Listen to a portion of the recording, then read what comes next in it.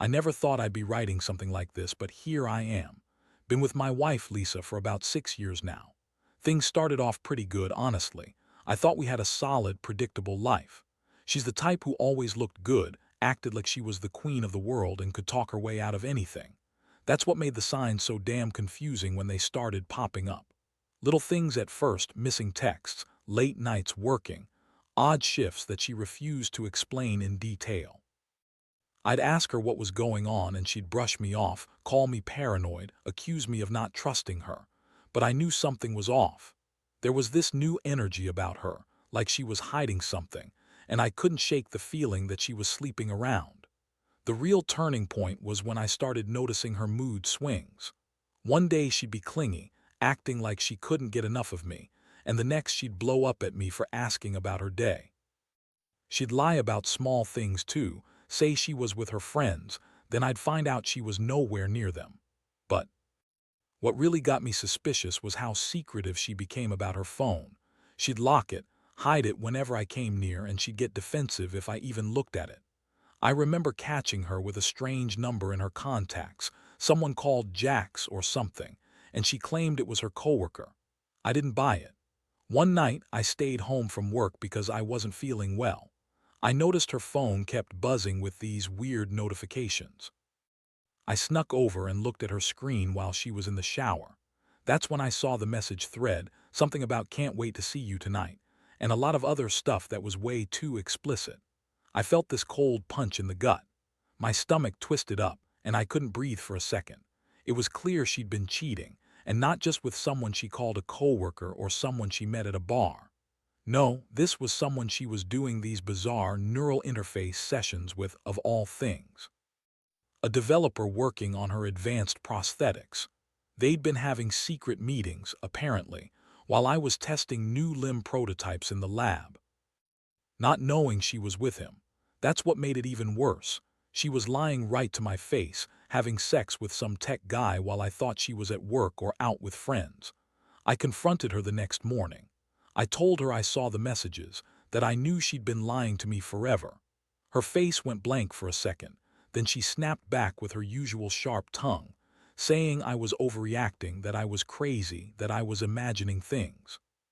She insisted nothing was going on, that I was just jealous and insecure. But I knew better. I saw the way she looked at him in those messages, like she was completely smitten, like he was the only person who understood her weird obsession with those neural interfaces. She kept lying, throwing accusations back at me, calling me paranoid and untrustworthy. That's when I realized I was dealing with a manipulative bitch who was willing to ruin everything just to get her fix of some tech geek's cock. It hit me hard. The shock, the anger, the betrayal, it felt like my world was shattering. I'd always thought we had something real, something worth fighting for. But now I knew I'd been played. She was cheating on me with her genius developer, while I was out making sure her prosthetics worked, trying to support her obsession with a future where she could replace or enhance every part of her body. And she'd been doing that behind my back, having sex sessions with him, probably in some hidden lab or his apartment, while I tested new limbs in the workshop. It made me feel small and stupid, like I'd been living in some kind of illusion. I kept asking myself how I hadn't seen it sooner, how I hadn't noticed the signs. But in truth, I was just too in love, or maybe just too trusting to see her real face. After I found out, everything changed. My mind was racing, a thousand thoughts scrambling for space. I felt this mix of anger, hurt, and confusion that just wouldn't go away. I stayed up all night, staring at my phone, looking for more clues. I couldn't believe she'd been lying to me for months. Not just about where she was or who she was with, but about everything. I kept replaying those moments, trying to figure out how deep her deception went. Was it just sex, or was there something more? Was she actually in love with him? The thought made me sick. I was furious at her, but also devastated. I'd been blind, trusting her blindly, thinking we had a future. And now I felt like I was staring into an abyss. I decided I needed to confront her again, this time more forcefully. I couldn't keep pretending I didn't know. I wanted her to come clean, to tell me everything. So I called her that morning and told her I was coming home early. When I arrived, she was still acting like everything was normal, like I was overreacting. She was in her usual bitchy mood, throwing her sharp comments at me, trying to dismiss my suspicions. I was filled with this rage I couldn't control. I told her I knew she cheated, that I saw the messages, and she spun her lies about how it was just research, how it was nothing serious, and that I was just jealous. But I wasn't falling for it anymore. I looked her dead in the eyes and told her that I was done being played. I told her I wasn't going to be some fool while she was out banging her neural interface developer. Her reaction was priceless. She scoffed, rolled her eyes, and said I was overreacting, that I was being paranoid. She said, "You don't know what you're talking about, John. This is all in your head.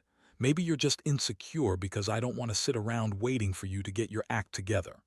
That was her typical response: deflect, deny, lie. But I wasn't buying it anymore. I told her that I wanted a real answer, that I wanted her to tell me the truth because I deserved to know if she had been fucking around with him, if our marriage was just a sham. She looked annoyed, like I was the one messing everything up, and then she started crying, fake tears, of course, trying to guilt me into backing off. But I could see right through her. That moment was a turning point. I realized I couldn't trust her anymore. Every little thing she'd done, every lie she told, spun in my mind. I felt this deep sense of betrayal, like I'd been hit with a shovel.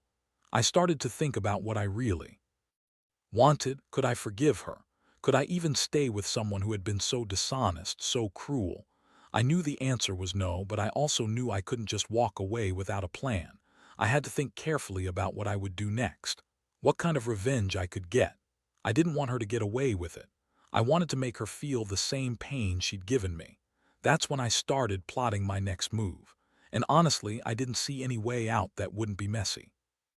But I was determined to make her regret everything. Over the next few days, I couldn't focus on anything else.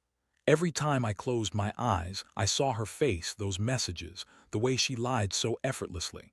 I felt this boiling rage that was almost uncontrollable. I knew I needed to do something, something smart, something that would hit her where it hurt. I wasn't the kind of guy to go storming in and start yelling, so I decided to be methodical. I started digging into her phone and her computer, secretly, of course. I wanted to gather all the evidence I could, not just her messages, but her calls, her emails, whatever I could find. I wasn't naive enough to think I'd get all the answers overnight, but I was determined to build a case against her. One night, I managed to access her cloud backups and found even more proof. There were her texts to Jax, stolen moments, and even photos of them together, one in particular that made me want to throw up. She was lying naked in his bed, smiling like she was the queen of the world. That image is burned into my head. It wasn't just the sex. It was the fact that she'd been so bold, so careless, like she didn't even care if I found out. Knowing she'd betrayed me so openly made me feel like I'd been punched in the stomach all over again. But what really tore me up was discovering how manipulative she was. She kept lying, saying she'd never cheated, that it was just research, that Jax was just a friend helping her with her prosthetics. The more I found, the more I realized how much she'd lied. She'd even gone so far as to delete messages, clean up her digital trail. But I was smarter. I had backups and I'd kept copies. I didn't want to just catch her. I wanted to make her pay. I started planning my next steps carefully. I wanted her to understand that I knew everything, and I wasn't going to let her get away with it. I also started talking to some of her friends, people who knew her well, trying to confirm what I'd already discovered. Every conversation was like peeling back another layer of her lies. She was a master at deception, but I learned her patterns, her habits, the way she spun her stories. I knew what her weak points were, her pride, her ego, and I planned to use that against her, because I wasn't just going to leave her and walk away. No, I wanted her to realize she'd lost control, that she'd underestimated me. That's when I decided I'd have to confront her with everything I had, face to face, with all the evidence. I wanted her to see that I was serious. And I wanted her to understand that she'd crossed a line she couldn't come back from. The confrontation finally happened a few days later. I couldn't wait any longer. I had all my evidence and I was ready to lay it all out. I told her I wanted to talk, that it was important. She was her usual bitchy self, trying to brush me off, but I wasn't having it. I told her I knew everything. About the messages, the photos, her lies. Her face went pale for a second, then she started spinning her usual bullshit about how I was paranoid, how I was ruining everything for no reason. She kept calling me crazy, jealous, and insecure, but I just looked her in the eyes and kept going. I pulled out my phone, showing her all the evidence I'd collected.